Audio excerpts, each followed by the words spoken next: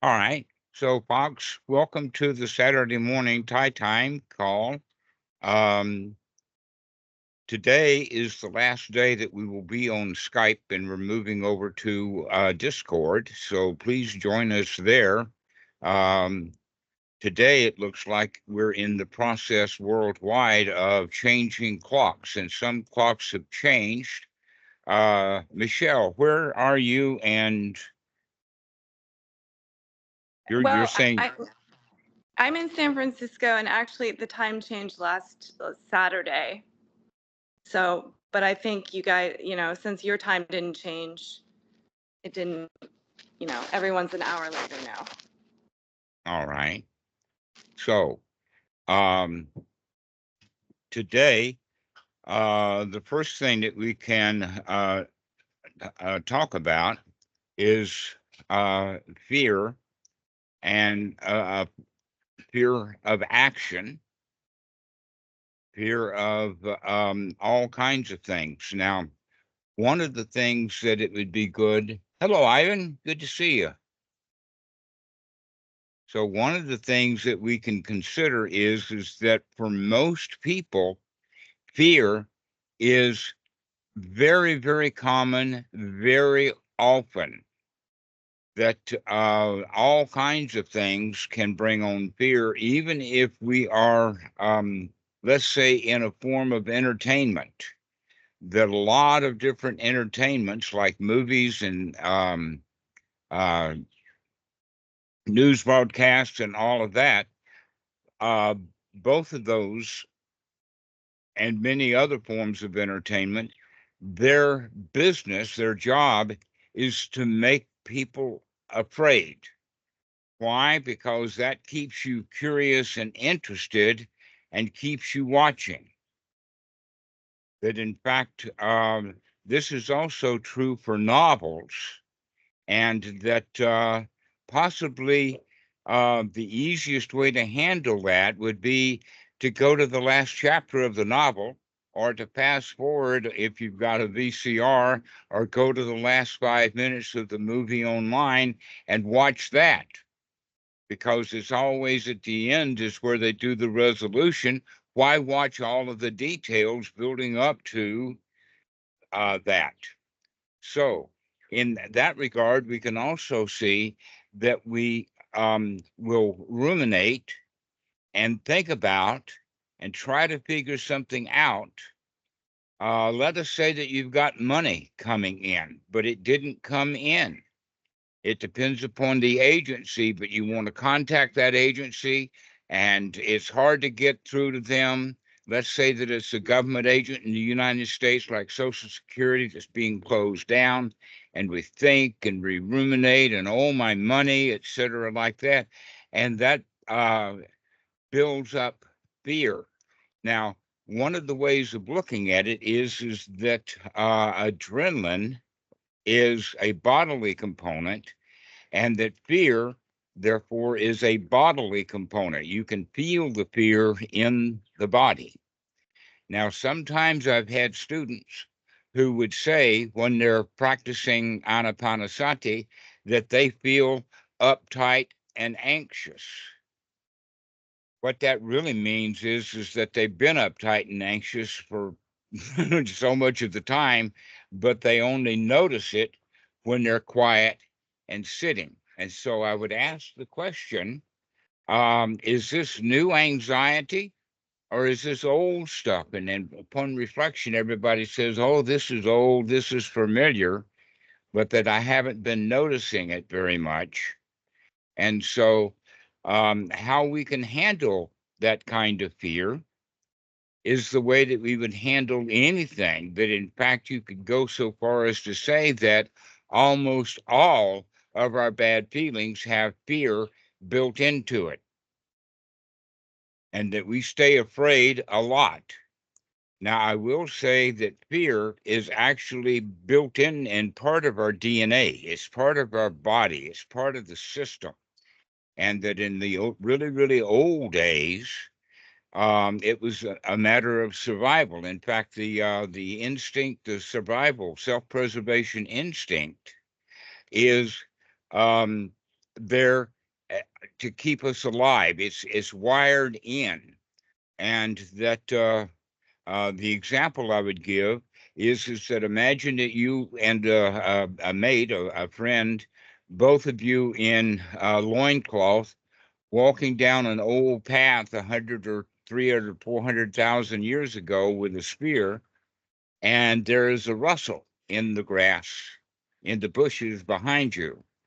And one of you takes off running immediately, and the other one turns around to see what it was. Guess who gets eaten? The one who is curious. Well, if we have that instinct to fear and immediately act upon it, that's a survival mechanism. Now, in modern times, we are almost never in that instant survival position. And yet we can see that it also is in effect in the sense of you're walking down a city street and you see an alleyway and you instinctively, and I'm talking about real instinct now, you instinctively don't go down that alley because it's probably possibly dangerous. There's a lot of activity that we learn that a very young child, for instance, might run right out into the road to chase a ball. But when mommy calls and says, don't go out in the road to look for where you're going, that registers then, and we begin to watch for danger. So now we grow up, and that any and everything can be a danger. Oh, I've got to go to the store to buy milk. And then we start ruminating about the price of milk and the dangers on the road. And now that fear mechanism is in play. And so it happens much of the time, much of the day. And so many people, especially in our society, we have the idea that any thought or any feeling that has this fear component in it means that we've got to go do something about it. We've got to go fix it right away. It's a motivating factor. And yet, most of the stuff that we're afraid of are problems and dangers that we make up. They don't really exist. In other words, whether you feel afraid about the price of milk or the price of eggs doesn't change the price of the eggs. There's nothing you can do about it except being repelled and frightened by the price of eggs. So, in that regard, this is what Anapanasati is about, is to look for the kinds of thoughts that bring up these kinds of feelings that we've got to go do something, that we ruminate on it. Oh, I've got to go get that problem fixed. Oh, I've got to go do it a second time or a third time. Oh, I've got to go check on my account at the bank. I had money come into the bank, or at least I sent money to the bank, and it should already be there. And so I've got to go check on it. And we maybe check 2, 3, 4, 5 times. Because why? We're worried. We're afraid. And so what we're practicing with Anapanasati is the possibility to remember to look at the kind of thoughts that we have and the kinds of feelings that that brings up and the attitude behind it that brings up those kind of thoughts, and also what those kind of thoughts do to affect the body, as well as when we have thoughts about the body can have an itch or a scratch, and many people will want to go run to the doctor because they feel something in the body. That in fact, doctors have a word for it called hypochondria, and that they want you to be a hypochondriac. They want you to come to the doctor for no reason at all, so that the doctor has nothing to do except make some money off of you because you came to the doctor.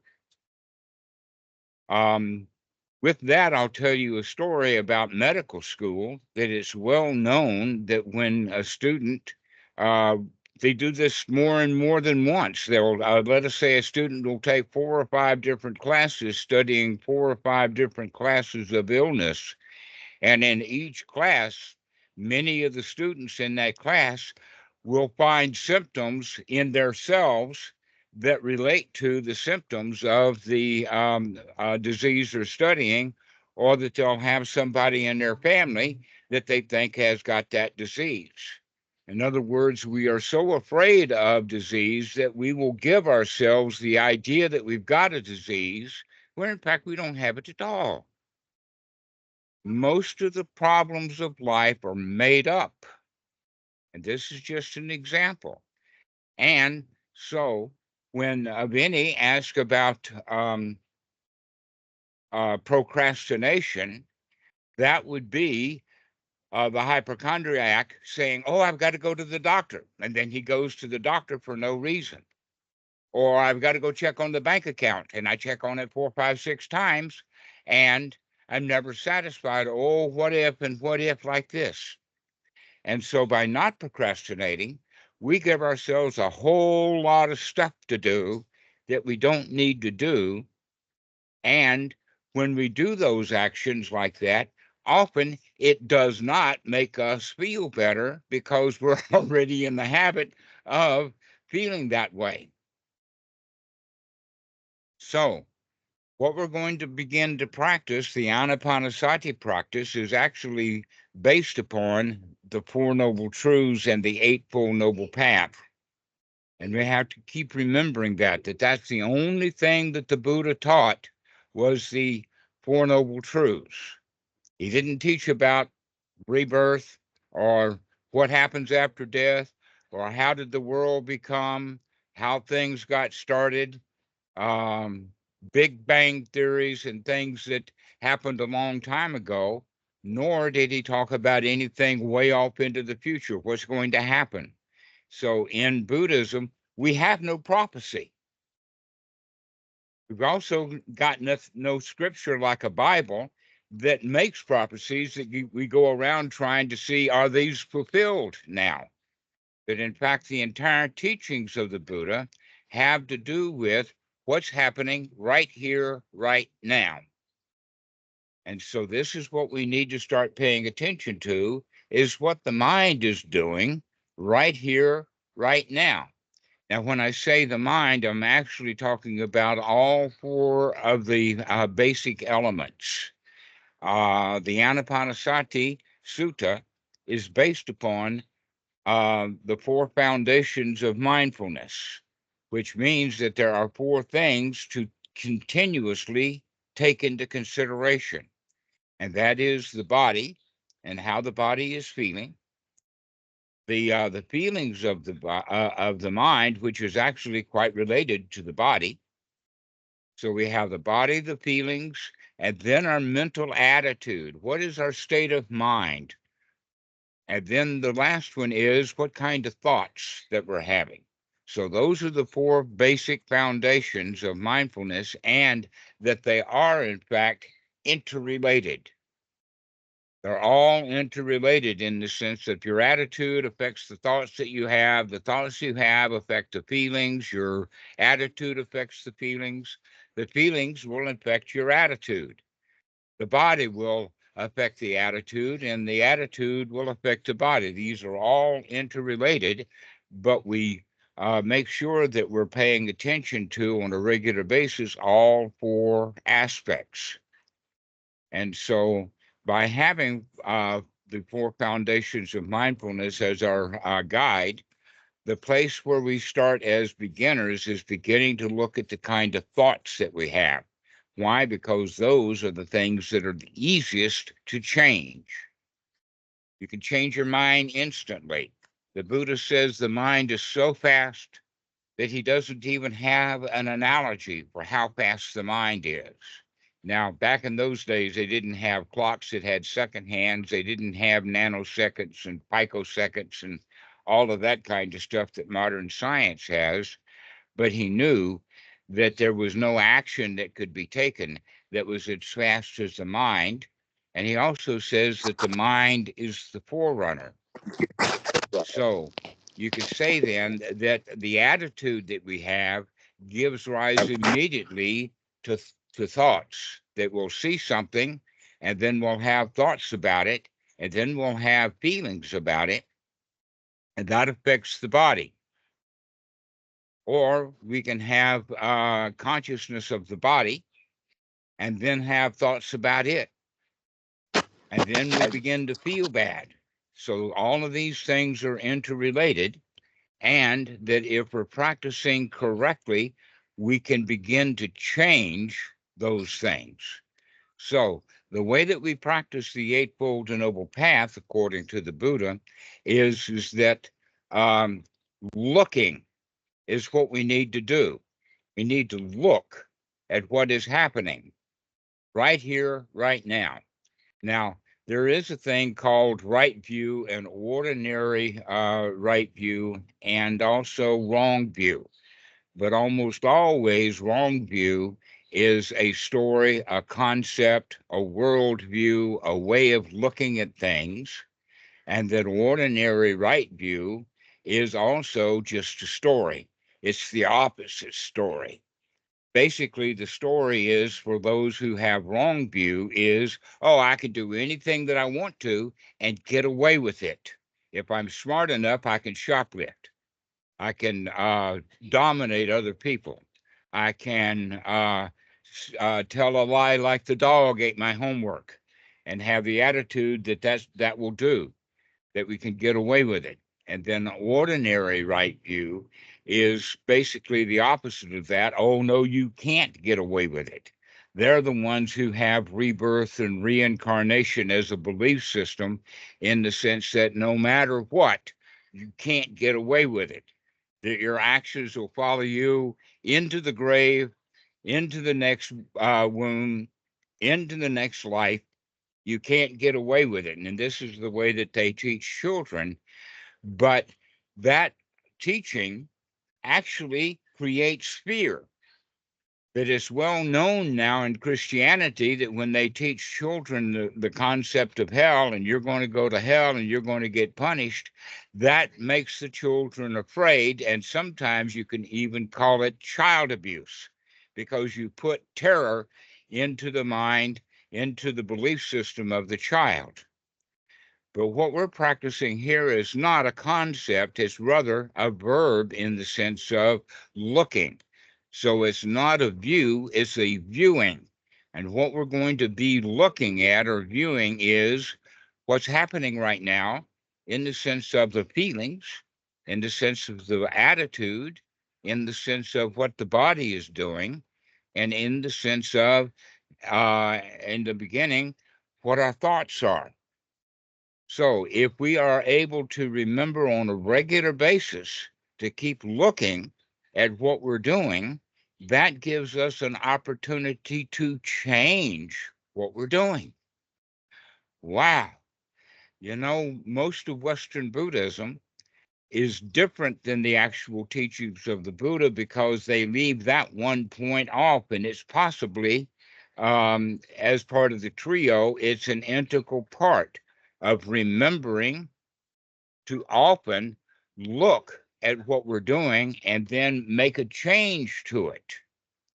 So if you have a thought of, oh, I've got to go do this, and oh, I've got to go do that, that, oh, I've got to go do something, is basically based in fear, and that we don't see that fear. And so we go take that activity that we probably didn't have to do. So if we can remember to look at what we're doing, we can see those kind of thoughts of the mind as unwholesome. So I'm going to introduce the idea of most of the thoughts that we have are unwholesome, and they're unwholesome because they're either ruminating about the past or planning for the future. And that what we do is that we give ourselves new thoughts about the present moment. That right now, the present moment is actually okay. Everyone, whether you're sitting, Samantha, in your car, or whether you're sitting in your room, or Ben, you're strolling around your garden or whatever, there is no danger. There right now is no danger, so there is right now nothing to fear. And if there is nothing to fear, then that means that there's nothing to do. If there is nothing to fear, and we feel like that, and we know that is the case, that we know that there is nothing to fear, then that will help us to stop being in the habit of being in fear. So if we can change that habit by one thought at a time, we can become having the sense of well-being, the sense of safety, security, and comfort, that we can bring comfort to the body by stop making it afraid, by stop having thoughts that bring up fear. Also, when we were born, we were raised from birth. In fact, every baby is born with the attitude of being dependent, that we're victims. And then when we grow up to 2 years old, we begin to strive for independence. And as that happens, we often get slapped down. The psychologists call it the terrible twos, or the toddler tyrant. And so by the time that the child is 3, he is making decisions that are based in fear. And so we grow up with that feeling of fear, and also that feeling of uh, being dependent upon my mommy and my daddy, dependent upon our teachers.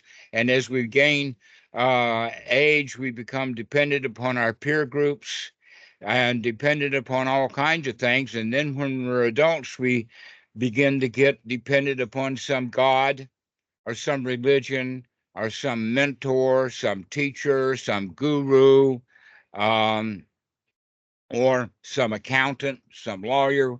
In other words, we gain that sense of being dependent, not interdependent, but dependent. And that dependency then is the attitude of the victim, to where the attitude of a winner is, I can handle this. I don't need any help to it. And so I'll bring up the point that, in fact, fear is almost always based in doubt. We don't know what's going on, and you probably heard, it's actually quite famous, is the idea of fear of the unknown. If we don't know what it is, it might be dangerous. And so we have a kind of a constant doubt about what's going to happen, etc., like this. So go ahead, Ivan. You got a question.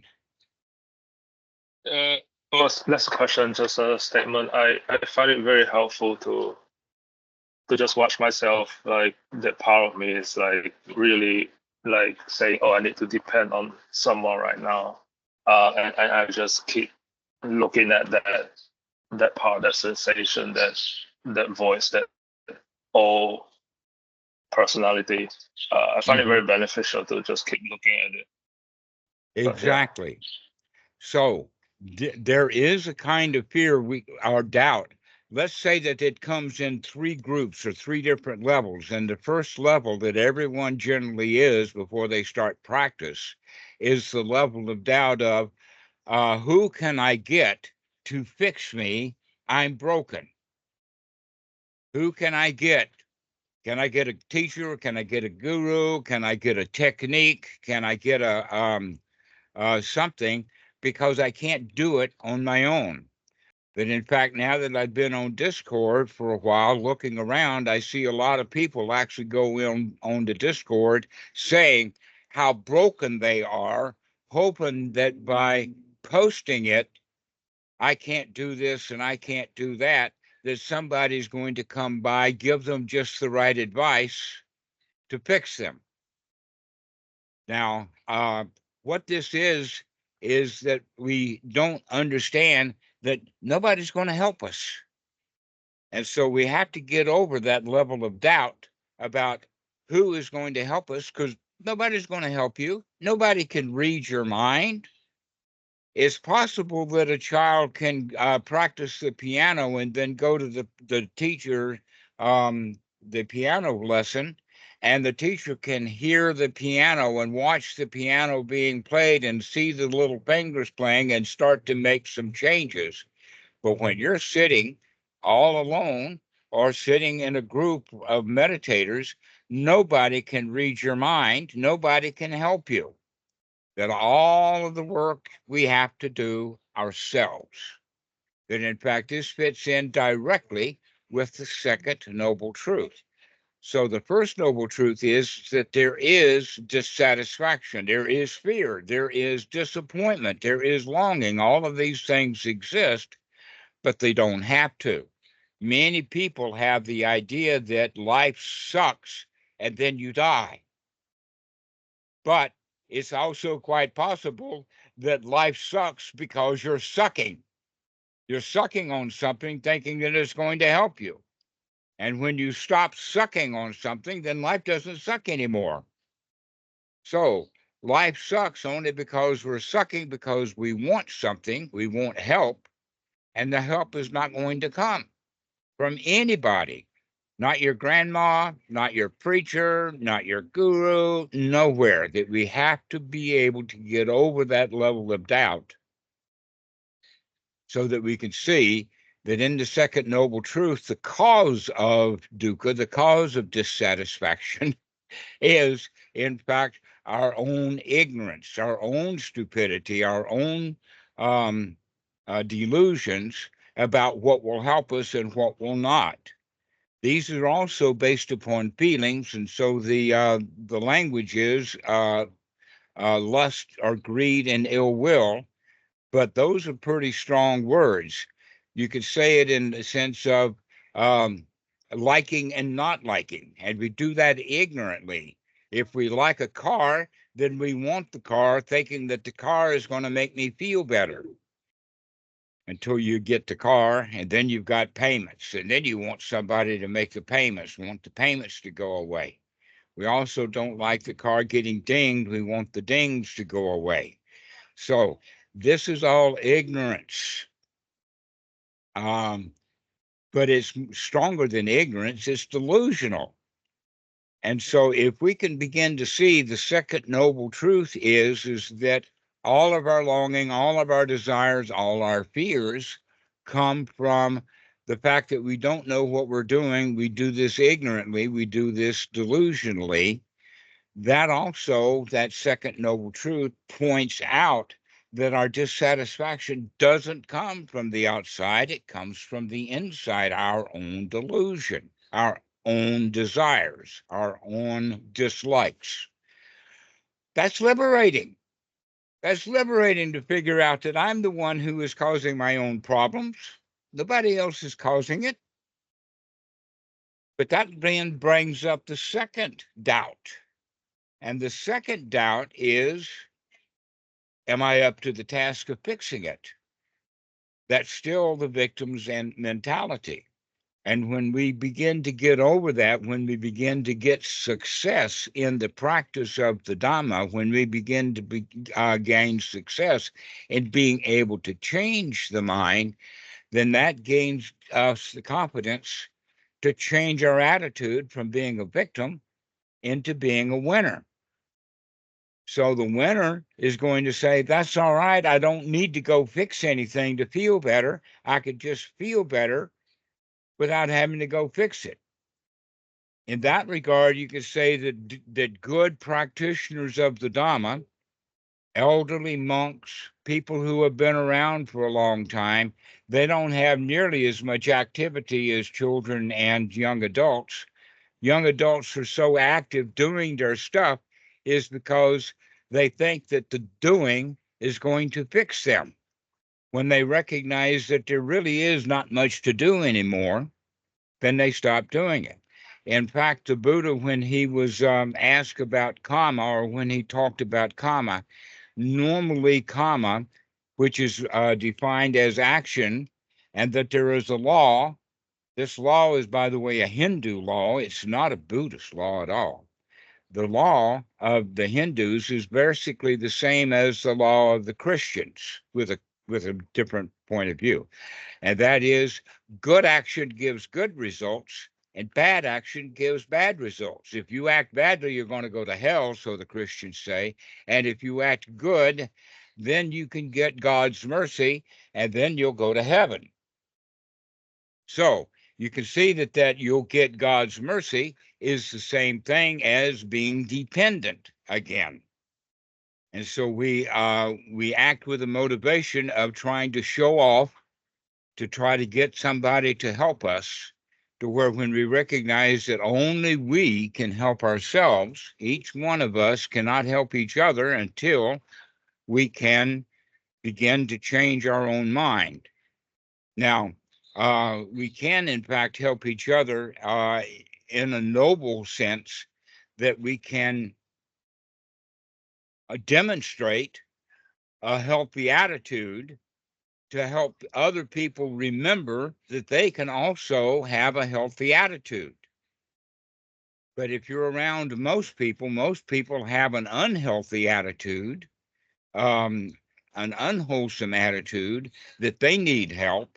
And so we see them and we say, oh, they need help and I know I need help, so we're all in the same boat, as opposed to having noble friends who are demonstrating that they don't need help. And that gives each one of us then the idea, I don't need help either. I can do it by myself. So we can change this attitude. Now, what the attitude change is basically going from, oh no, there's a problem that has to be solved, into the attitude of, hey, I've got that wired. Anything that happens, I can take care of it. And so we begin to lighten up.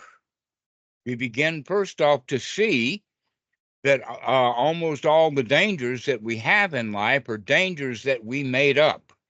When we begin to have that knowledge, when we begin to have that understanding, somebody asked a question about what do we need to know? So the first thing that we need to know is that nobody's going to help us. That's the second noble truth right there. This another part of the second noble truth is called dependent origination, also referred to as in the Pali paticca samuppada. That's the Thai word, or paticca samuppada, and that dependent origination means that things happen in a sequence that bring us into that state of dissatisfaction. In other words, this is a teaching about how the mind works. And so this is something that we need to understand. When we really understand the Four Noble Truths, what we're really understanding is how the mind works. With that, then we can actually watch how the mind works. We can see it in action. We become little scientists that are experimenting and seeing the reality of the situation over and over and over again. That someone has asked me just recently, do I believe in this or that? And the answer is, I don't believe in belief. I believe in evidence that is easily repeatable. If you can easily repeat the information, if you can easily repeat the evidence, then there's no need for belief. That's not belief, that's knowledge. And so what we can say then is the real practice of the teachings of the Buddha is to give up belief and start working with reality, start working with real clear evidence. And that evidence has to be looked at over and over again. It's easily repeatable to keep looking and seeing that there's nothing to fear. There's no place to go, nothing to do. And in that regard, maybe the society will say, oh, well, that's procrastination. Well, if you got nothing to do and no place to go and there's nothing to fear, then procrastination is wonderful. It's wonderful. You don't have anything to do. Most of the activities that you've done in your life didn't get you anything. Here's an example of what I'm talking about, that you go to class, you go to a university, and you sit in class, and while you're in class, the teacher is teaching a subject, but the mind of the student is off someplace about, well, what have I got to do and where am I going to go? That in fact, one of the things that I did was when I would have homework, I would wait till I got to school, and then the homework that I would do for the next class. So I'd sit in the first class and do the homework for the second class and not paying any attention to what the teacher was saying. Also, people who take notes in class often only take notes for what they hear, but most of the time they're taking notes and they're not listening to the teacher. So what I learned to do eventually is to pay attention in class, listen to what's being said right now, take it in right now, and then later we don't have to study because we already know. The worst case would be cramming for an exam. The kids stay up all night studying for the exam tomorrow, and then they walk into the exam all fearful and tired and don't do a good job because they weren't listening in the first place. If we would listen to what's happening in class in the first place, then we wouldn't have the anxiety about the exam. It would be a piece of cake. We already know what's going to be on the exam. We heard the teacher talking about it. So this is a new attitude that we have, is the attitude of the winner. We can do this. This is not hard. If we develop that attitude, we can do that over and over again. That's most of the path. That in fact, the Buddha says that, and this is in the Kosambian Sutta number 48, that he says that when the student knows without a doubt that no matter how obstructed the mind becomes, no matter what hindrance, no matter what fears, no matter what attitudes, no matter what pain comes up in the mind, that the student knows that he can get rid of that, he can throw that out and come into um, the state of seeing reality, seeing the truth of the matter as it is. This is, the Buddha says, the first step of nobility, is to have that attitude of, we got this. There's nothing that's going to prevent me from seeing reality as it is. And reality as it is, by the way, folks, is really nice.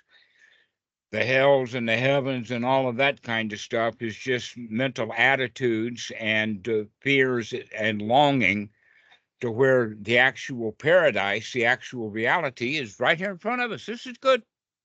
Whether you're sitting in a car or sitting in a jungle like Ivan, or sitting on the porch like Mikey, or sitting in your room, wherever you are, there's really nothing to do and no place to go because everything is really nice. Reality is good stuff. But our fears, our ideas, our concepts, our rumination of the past, our planning for the future, that is dissatisfaction. That's dukkha. We create our own hells. And when we see ourselves doing that, guess what? Aha, I see that. I see that I'm doing that.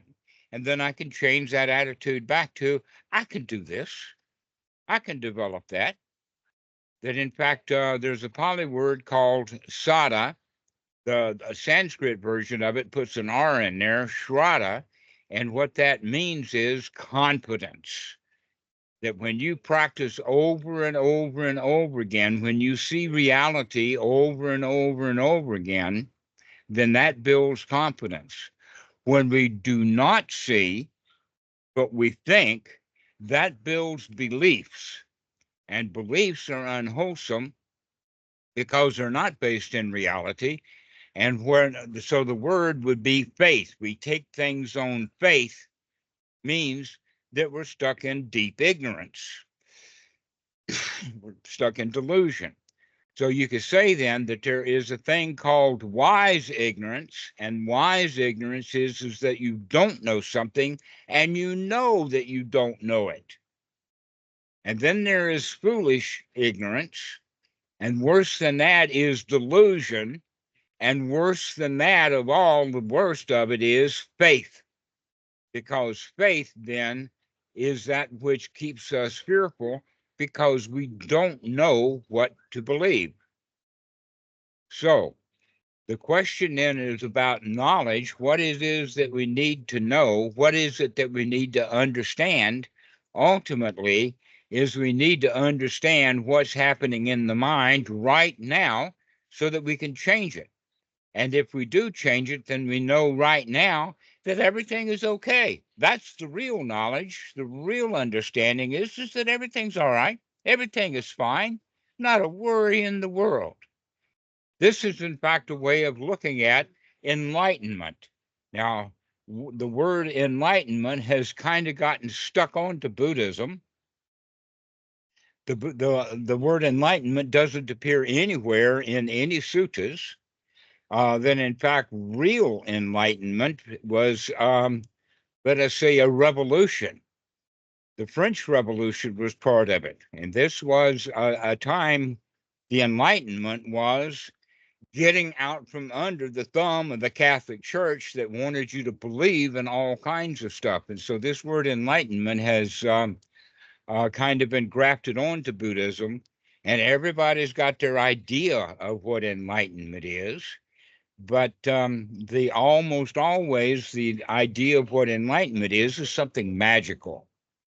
We live in kind of a magical society. The magic is that, oh, I need help and I can get somebody to do it for me. That's the basic form of magic.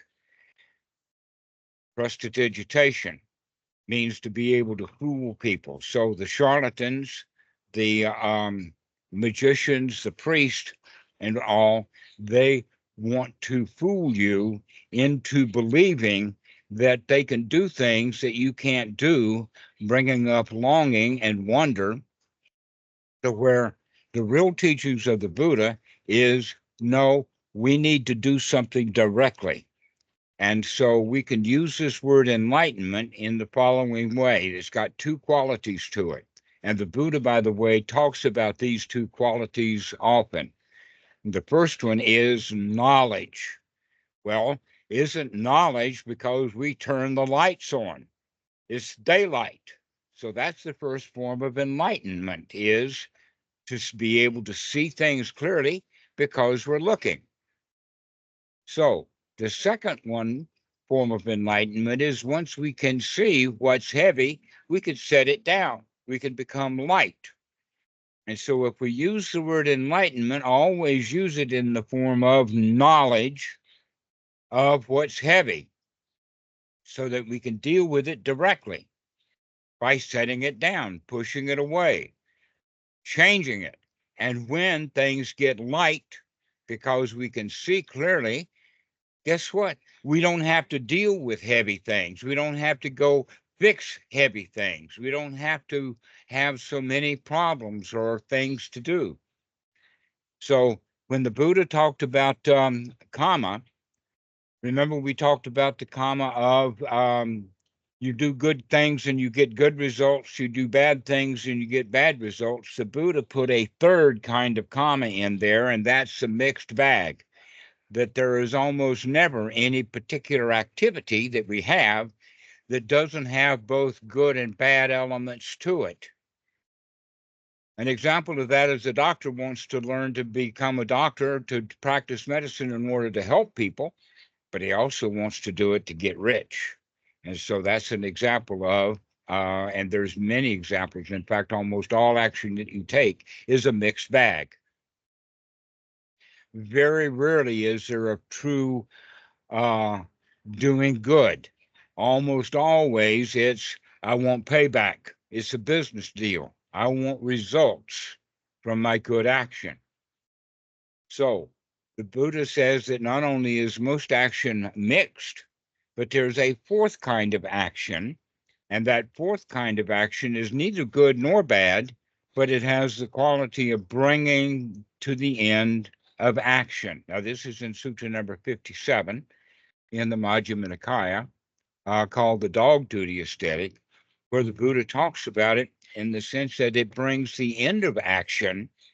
So there is procrastination for you. If you are able to see things clearly, you're not out to get something by doing good action, nor you are afraid of any bad action because you're with bad results because you're not doing anything.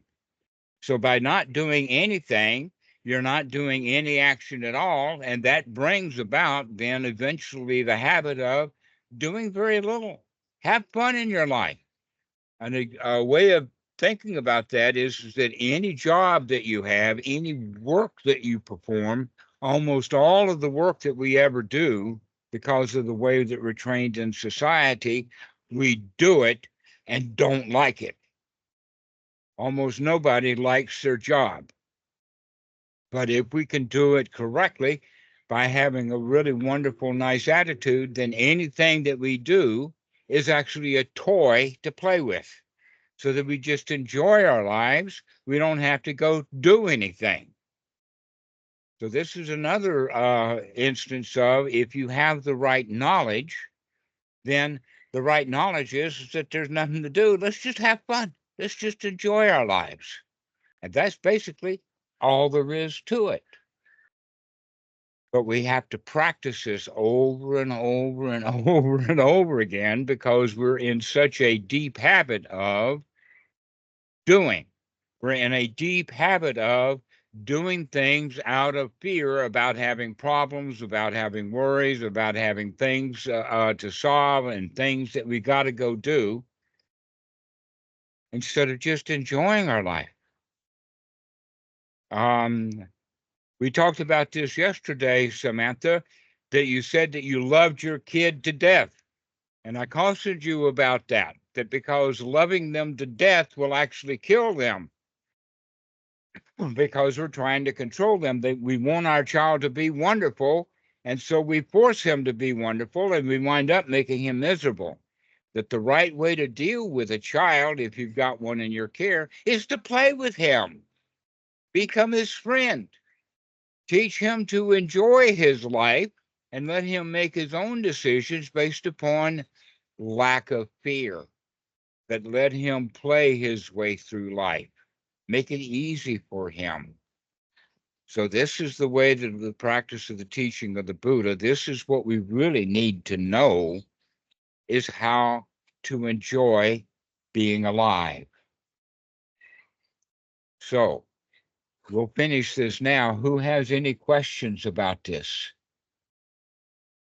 How about you, Michelle?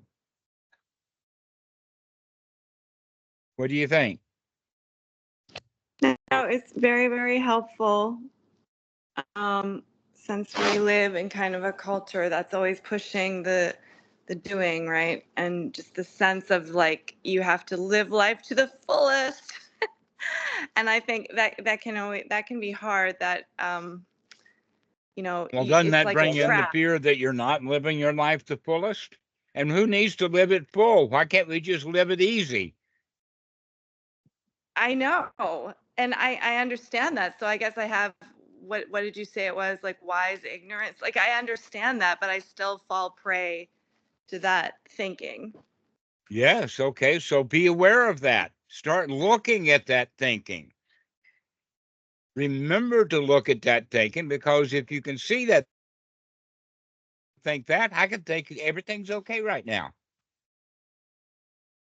Right. This is the real teaching of the Buddha, that you have to be able to look at what you're doing, and you have to remember to look at what you're doing and then make a change to it. If we can make that change over and over again, then we feel good. We feel safe and secure and comfortable.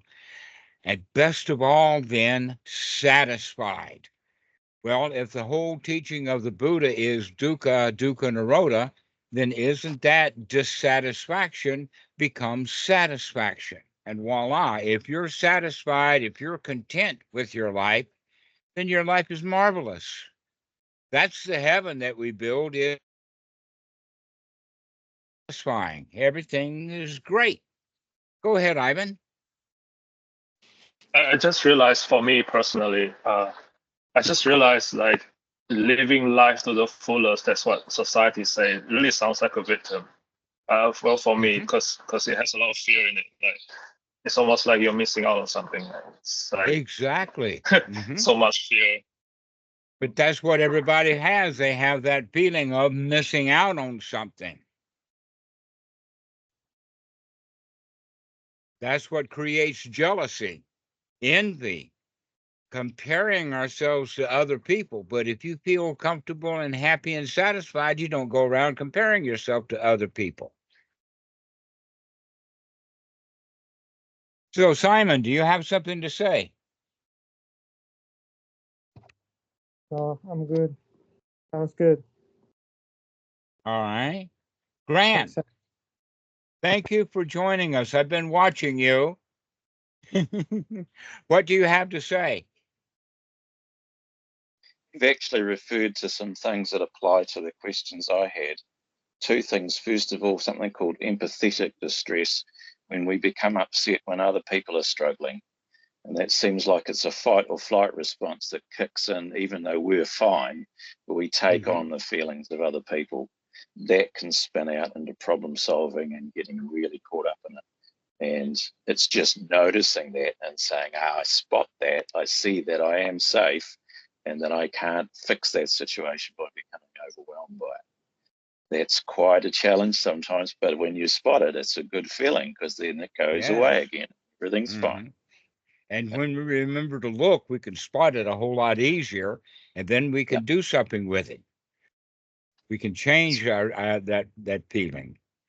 Okay, that's very good, Grant. Welcome. I hope that you join us on Discord, on the Dhamma Friends group. We'll be doing these calls there. Also, everybody be sure to friend both Mikey and the here on and myself, so that we can have good one-on-one dialogues and whatnot. So, Kasi, what do you think?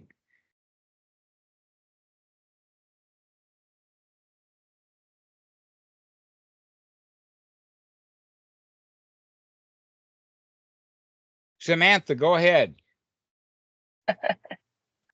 Oh, I don't have anything. Don't worry, be happy. Don't worry, be happy. Exactly. Hello, Dhammarato. I'm glad you're here. Thanks for joining us. Hey, how's it Dhammarato, an going? old friend. Go ahead. How you doing? I'm sitting here just doing nothing. That's what I'm doing. Nice. Me too. All right. So does anybody have anything else to say? I'm really glad that you've come. I really enjoy these talks. Samantha, be sure to join us on Discord. And so, Mikey, what do you have to say? Yeah, for those of you watching this on YouTube, you can find a link to join the Discord in the video description. And like Dhammarato had mentioned, we're looking for people that have laptops and computers who can run the software OBS to record our calls on Discord. So if you're someone who can do that, please reach out to me or Dhammarato, and we can get you connected. So yeah, thank you for this Dhamma talk today. It's been quite the joy. Ivan, did you get your laptop fixed? You know, it's already fixed. It's just I'm gonna test it again later. Okay. Maybe I can. Yeah, I'm gonna test it.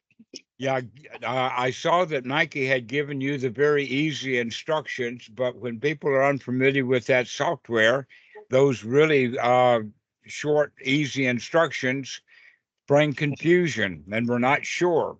So talk to Mikey again about how to do OBS. It's actually very easy to set it up. All right. Well, thank you guys. I really appreciate it. This has been a good, and really, Grant, thank you for coming. Thank you, everyone. And Simon, thank you for coming.